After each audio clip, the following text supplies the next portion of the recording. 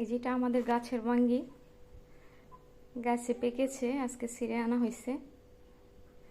এই বাঙ্গি গাছটা আপনাদেরকে দেখাই। এই গাছ থেকে 3টা বাঙ্গি খাওয়া হয়েছে এই পর্যন্ত।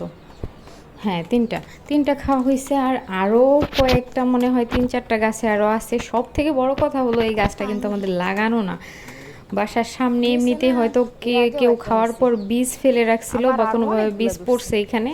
পড়ার পরে গাছটা এত সুন্দরভাবে এত ঝাপালু হয়ে গেছে, এত শাখা মেলছে, আর গাছটার মধ্যে এত সুন্দর সুন্দর বাঙ্গি ধরতেছে লাগানো ছাড়াই। এটা দেখতে ভালো লাগে যে কোনো রকম লাগানো ছাড়াই গাছে এত সুন্দর সুন্দর বাঙ্গি ধরে আছে। কিন্তু তাছাড়া বাঙ্গি কিন্তু আমার খেতে একদমই পছন্দ করি না। মানে বাঙ্গির যে একটা গন্ধ, ওইটাই আমি সহ্য করতে পারি না। আমিও না, আমার ছেলেও খায় না, আমার হাজব্যান্ড কিছুটা খায়, খুব বেশি না। বাসার আর সবাই খায়, কিন্তু আমরা বাঙ্গি পছন্দ করি না। কিন্তু এইভাবে বাঙ্গি ধরে আছে ফেলে দেয়া বীজ থেকে, এটা দেখে ভালো লাগছে, তাই ভিডিওটা শেয়ার করলাম। এই বাঙ্গি আমার পছন্দের না।